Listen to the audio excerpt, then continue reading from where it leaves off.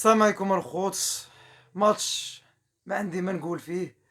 الانتر برشلونة وبرشلونة الانتر، لان المباراة كانت بالويس كومباني، يعني الملعب ديال برشلونة. يعني صراحة مباراة منذ زمن بعيد ما شفناش ماتش بحال هذا. واللي عنده شي حاجة يجبد ليا.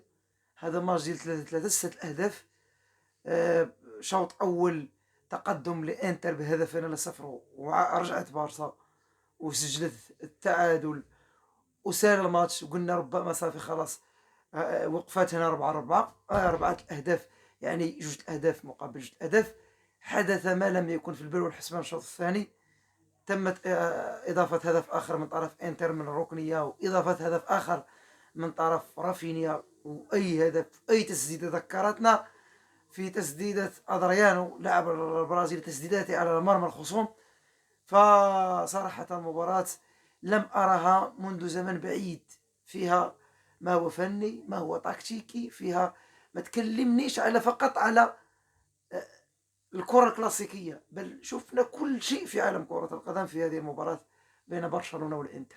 فلحد الآن أصبحنا متشوقين أكثر لمباراة الإياب، لمباراة سانسيرو، لمباراة ميلانو. يعني لاتزوري يعني سيكون في ميلانو بثوب المضيف امام الانصار، وبشركه تيفوات، وملعب سنسيرو التاريخي، و... وتاريخ الانتر ولا ميلان على هذا الملعب الشهير. فهنا صدقون المباراة لن تكون سهلة أمام برشلونة. لو كانت 4-3 حتى فرق هدف صغير ربما أقول البارسا ذاهب وفي جيبه هدف، ولكن لحد الآن نتيجة التعادل 3-3 لا أضمن التأهل لبرشلونة.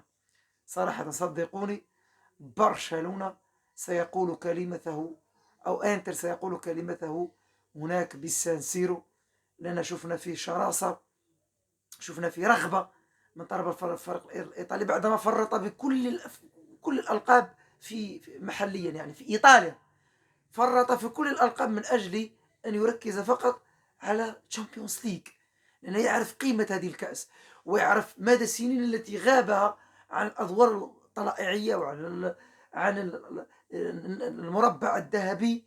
فغاب مطولا على هذا الدور، كما قلت غاب مطولا صدقوني. والآن الآن الآن الكرة في مرمى الإنتر.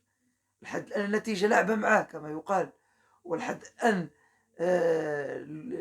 إلا رشحتي، لحد الآن طرحتي سؤال على أي شخص عادي مش رياضي، تفضل وأم من ترشح الآن بعد هذه مباراة الذهاب